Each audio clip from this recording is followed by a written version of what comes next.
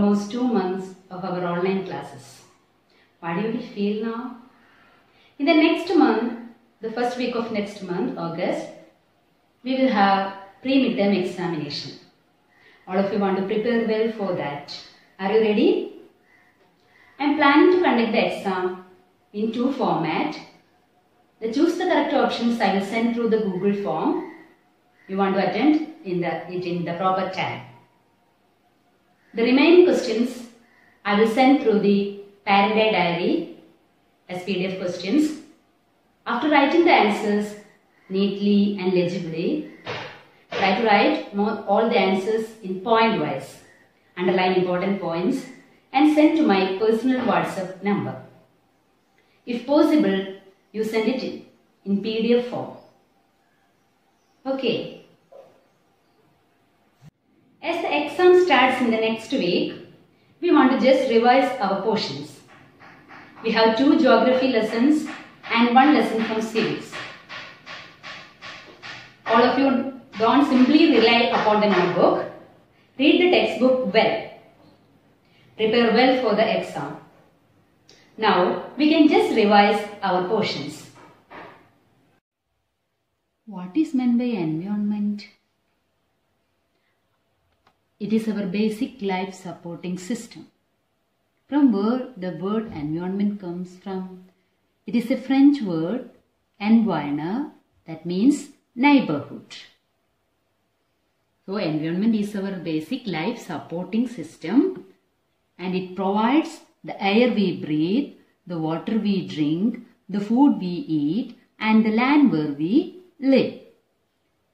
So, this is the definition for environment. So, it is our basic life supporting system and it provides the air we breathe, the water we drink, the food we eat and the land where we live. And it is the combination of natural and human-made phenomena. So, it is a combination of natural and human-made phenomena. What are the components of environment? Second important thing is the components of environment. There are 3 main components of environment. We studied the natural component, human-made and human.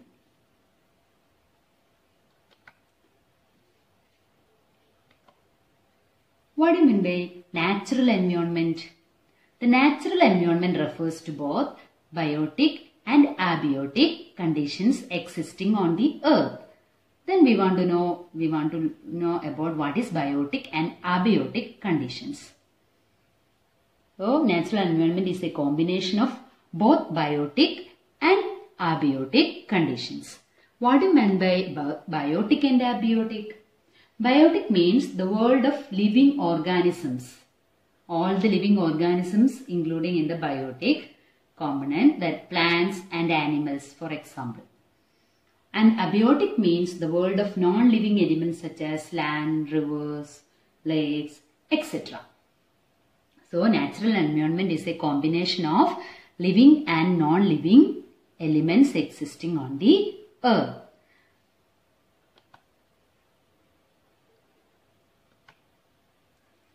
And natural environment comprises the 4 major domains of the earth such as the lithosphere, the hydrosphere, the atmosphere and the biosphere. So, land, water, air, plants and animals comprises the natural environment, both living organisms and non-living organisms. And what are the 4 major domains of the earth that we learned in the last year? Just go through that. Lithosphere. Lithosphere is the solid crust and hard top layer of the earth. And it is made up of rocks and minerals and covered by a thin layer of soil. So, the solid crust on which we live is called the lithosphere. So, that is the first domain of the earth. It is a part of natural environment. Second one is hydrosphere, that consists all the water bodies, or the domain of water refers to the hydrosphere, and it comprises various sources of water such as rivers, lakes, seas, oceans, etc. So, hydrosphere is the domain of water in all its forms. The third domain of the natural environment is the earth is atmosphere. The atmosphere is the thin layer of air that surrounds the earth. And what are the uses of atmosphere? It protects us from the harmful rays and scorching heat of the sun. The changes in the atmosphere produce changes in the weather and climate also. So the third major domain of the earth is atmosphere, which is the thin layer of air that surrounds the earth. And the fourth important domain of the earth is biosphere. It is a narrow zone of earth where land, water and air, or all these three domains such as lithosphere, hydrosphere and atmosphere interact with each other to support life. So it is the narrow zone where the life is existing. So there is a question, what is biosphere? So the plant and animal kingdom make the biosphere or the living world, and it is a narrow zone of the earth where land, water and air interact with each other to support life. This is the answer for what is biosphere. Another important question in this lesson is, what is ecosystem? Ecosystem is a system formed by the interaction of all living organisms with each other and the physical and chemical factors of the environment in which they live. So, ecosystem is a system formed by the interaction of all living organisms with each other, all linked by transfer of energy and material. For example, pond ecosystem. This is the answer for ecosystem. So, it is a system formed by the interaction of all living organisms with each other and with the physical and chemical factors of the environment in which they live. So, what is environment? What are the components of environment? What is natural environment? What is lithosphere? What is atmosphere? What is biosphere? What is hydrosphere? And what is an ecosystem? These are the important areas you want to cover in this first lesson. And you want to remember to study the one-word answers. You must read the textbook well and study when do we celebrate the World Environment Day. What do you mean by barter system? This all you want to learn from the textbook. Okay. The second lesson from geography for the exam, inside our earth. So, this is a lesson. There are a lot of questions from this lesson, such as different layers of the earth, rocks, different types of rocks, rock cycle. So, we know that the crust forms only 1% of the volume of the earth. It is the thinnest layer. You can see in this picture, the crust consists only 1% of the volume of the earth. These two are the mantle, the second layer of the earth. 84% consists of the mantle, and the 15% makes the core. Inner core and outer core, inner mantle and outer mantle. Thinnest layer is the crust. You have already drawn the diagram of inside of our earth and marked the different layers of the earth. Then you want to learn the layers of the earth, and when you are explaining this answer, write the heading crust. Below that, write point-wise answers.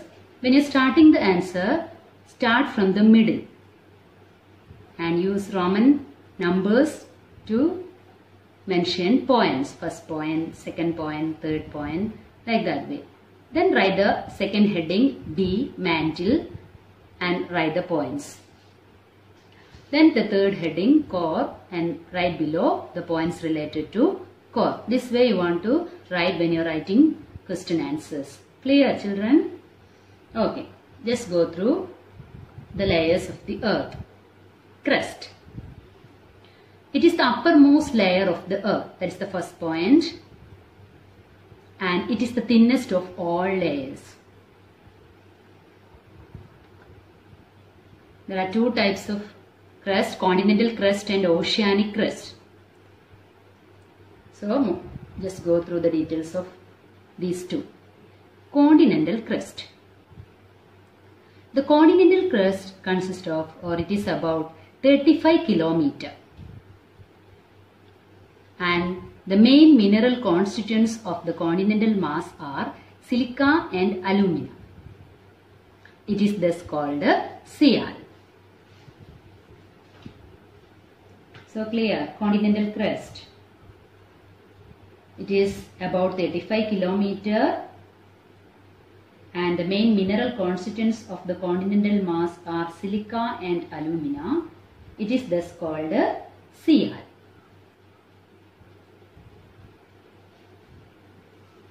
Then look at oceanic crust.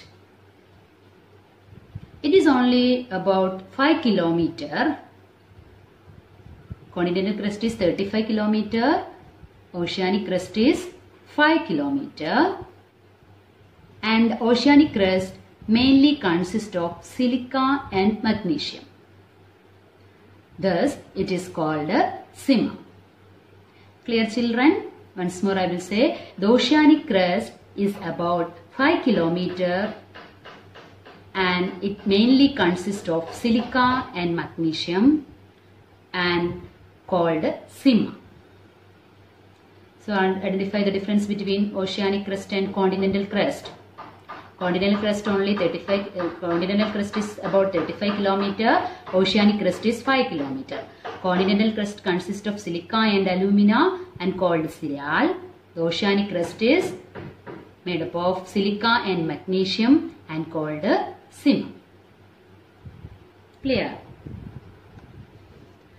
Then second heading you want to write about mantle. Second layer of the earth. We know that mantle consists of 84% of the volume of the earth. It just lies below the crust and extends up to the depth of 2900 km. Clear? Crust only 35 km in the continent and 5 km in the ocean. It is the thinnest layer, but mantle consists of 2900 km.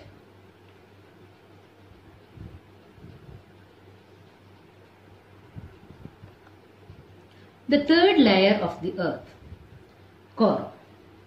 The innermost layer is the core with a radius of about 3500 km. And it is mainly made up of nickel and iron and called NAF. The central core has very high temperature and pressure. Once more I remind you about core. It is the innermost layer of the earth. It extends up to the depth of 3500 km and it is mainly made up of nickel and iron and called Nephite. And the central core has very high temperature and pressure. These are the three layers of the earth. And the next important topic in this lesson, the rocks and minerals. What are the different types of rocks and how are they formed? There are few questions, one word questions also I will give. Before that, the crust forms only 1% of the volume of the earth and the mantle consists of 84% and 15% makes the core. That already I told you. A few questions, one word questions. Which is the thinnest layer of the earth? Crust is the thinnest layer. Which is the innermost layer of the earth? Core. Where do the deepest mine in the world located? It is located in South Africa. It is about 4 km deep. In search for oil, engineers have dug a hole about 6 km deep. Just imagine, it is the deepest mine in the world. To reach the center of the earth, you know that is not possible. You will have to dig a hole of 6000 km deep on the ocean floor. Clear, children? So, where do the deepest mine in the world located? South Africa. And what is the depth of it? About 4 km deep. What are the main mineral constituents of the continental mass? Silica and alumina. If it is oceanic crust, it is silica and magnesium.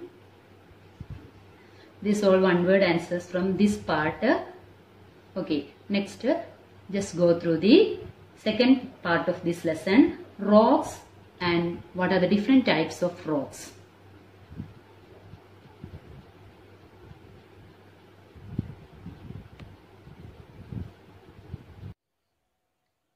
The next important section in this lesson is rocks. What are the different types of rocks? How are they formed? What is meant by rock? Any natural mass of mineral matter that makes up the earth crust is called a rock. Once more, what is rock? Rocks are any natural mass of mineral matter that makes up the earth crust. Rocks can be different colors, in different color, size and texture. Based on the formation, there are three types of rocks: igneous rocks, sedimentary rocks and metamorphic rocks. Then what is igneous rocks?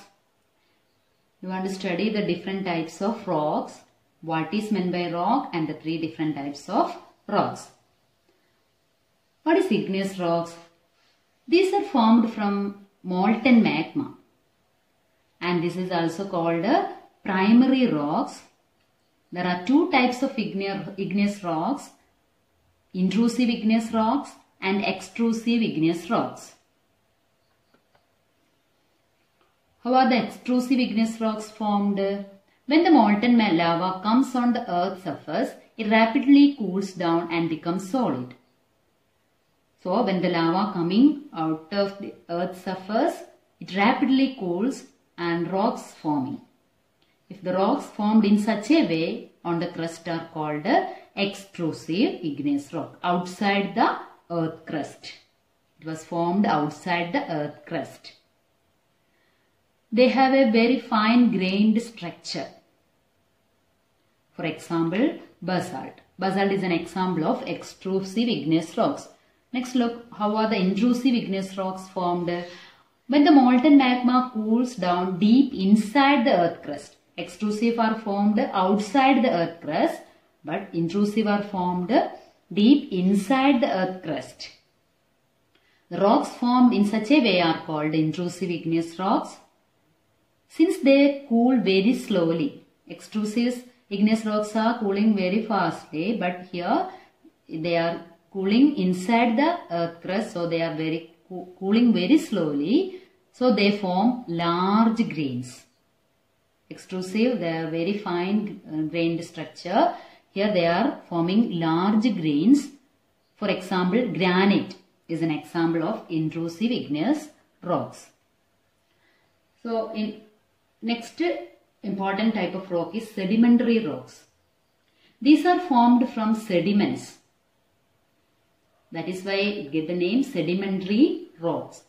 These sediments are compressed and hardened to form layers of rocks.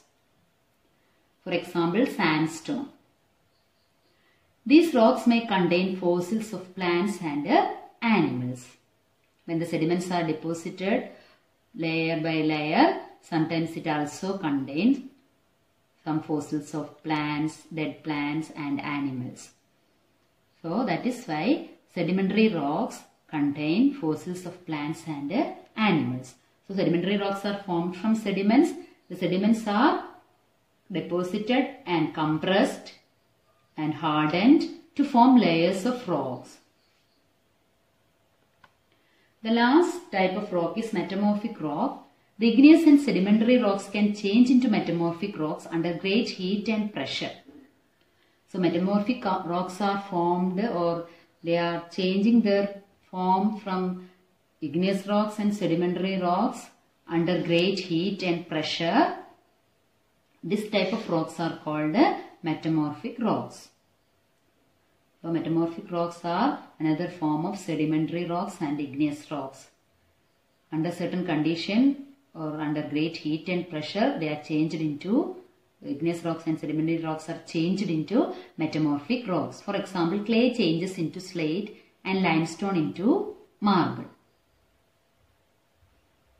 We learned that Taj Mahal is made from white marble and Red Fort is made from this red sandstone. Next important thing we want to learn in this lesson was rock cycle. What do you mean by rock cycle? You can see in the picture, one type of rock is changed into another type under certain condition in a cyclic manner.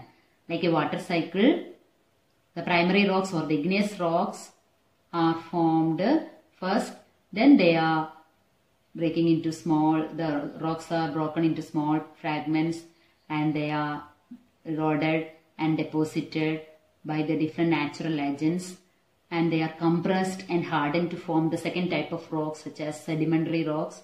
Again, these sedimentary rocks under great heat and pressure, they are changed into metamorphic rock. Again, these metamorphic rocks are changed into the form of magma, and again it was formed led to the formation of igneous rocks. This way it was forming a rock cycle. So you want to write what is meant by a rock cycle. You want to write like this way. One type of rock changes into another type under certain conditions in a cyclic manner. So what do you mean by rock cycle? Rock cycle means one type of rock changes into another type under certain condition in a cyclic manner. This process of transformation of the rock from one to another is known as rock cycle. Clear? So, in the second lesson, you want to remember about what are the three layers of the earth: the crust, the mantle and the core. Then second, what is a rock and what are the different types of rocks and how are they formed? Igneous rocks, sedimentary rocks and metamorphic rocks. And also the third important thing you want to study about the rock cycle. It is a process of transformation of the rock from one to another. There are a lot of exercise in the textbook. Want to learn that all? Read the textbook well. The third lesson for the exam is from civics, the equality in Indian democracy. Here you want to learn few definitions, questions such as constitution, universal adult franchise, dignity, etc. And some important questions also like what is midday meal program, what is civil rights movement. So let's see. Constitution.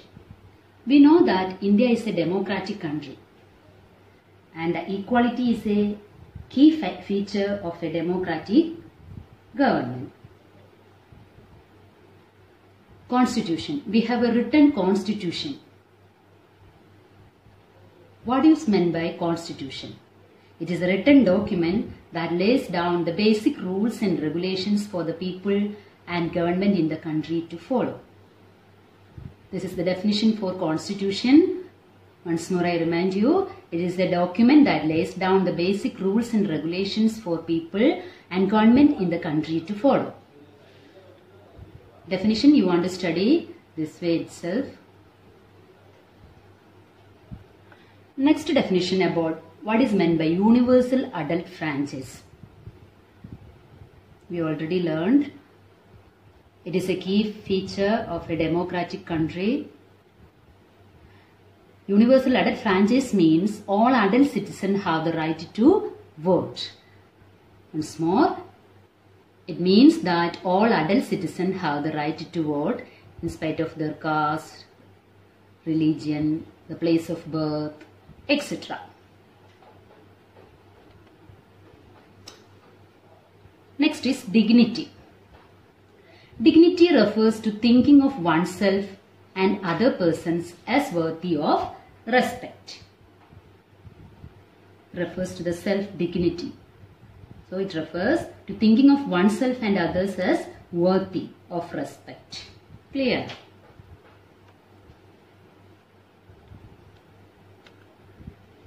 Next is, in order to bring equality, government is taking various steps. One such program was the midday meal program. You want to study what is midday meal program and what are the benefits of the midday meal program.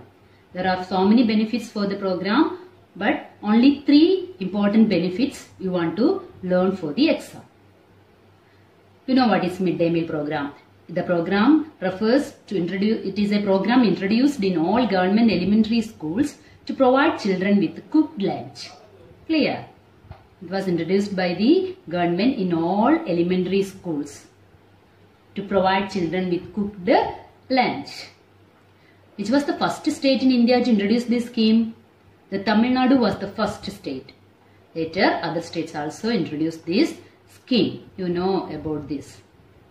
And next we want to learn about the three merits, important merits of the midday meal program.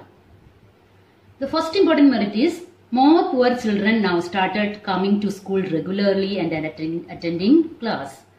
So the first point like this way, more poor children have begun enrolling and regularly attending the school. Second benefit for this program, this has also helped reduce caste prejudices. So there is inequality on the basis of the different caste in the society. So this program helped to reduce these caste prejudices. That is the second merit of this program. And the third merit is it also reduces the hunger of poor students who often comes to school and cannot concentrate because their stomachs are empty. Clear? So it will reduce the hunger of poor students. Some students are not attending the school because they have not enough food to eat. Their stomachs are empty, so they cannot concentrate in the class. So if the government is providing them food in the lunch time, it will reduce the hunger of that poor children. So they can come to school and concentrate their class. Earlier, they cannot concentrate their class because their stomachs are empty. Clear, children? These are the three merits of the midday meal program. And another important question from this lesson, what is civil rights movement? We learned that Rosa Parks, an African American woman who refused to give up her seats for a white person. In South Africa, there is difference on the basis of the color of the people. We learned in the class 6 about the racial discrimination, apartheid law. Against this, people started movement against this. This movement is known as civil rights movement. So you want to write like this way. It is a movement that began in USA in 1950s, which African American people demanded equal rights and an end to racial discrimination. So according to race, they are discriminated, the people, according to their color, black color, white color, Indians. Like that way they differentiate the people. So this discrimination, they are not allowed to vote. So they are not getting equality among other citizens. So this movement began to protest against this. It was started in 1950s and they demanded, the African American people demanded equal rights and an end to racial discrimination. This is a strong movement started in USA. Clear? These all points you want to remember about this lesson. I think I covered all the lessons, important questions, answers and the defined questions, etc. Now you just go through this. If you have any doubts, you can call me personally and clear the doubts. Today itself, revise all these lessons. Tomorrow I will send the revision test through the Google form. Prepare well for that. I hope all of you got an idea about the exam portions. If you have any doubt, call me personally and clear your doubts. Tomorrow I will send a revision test through the Google form. All of you attend the exam. So all the best for the coming exam. Thank you, children.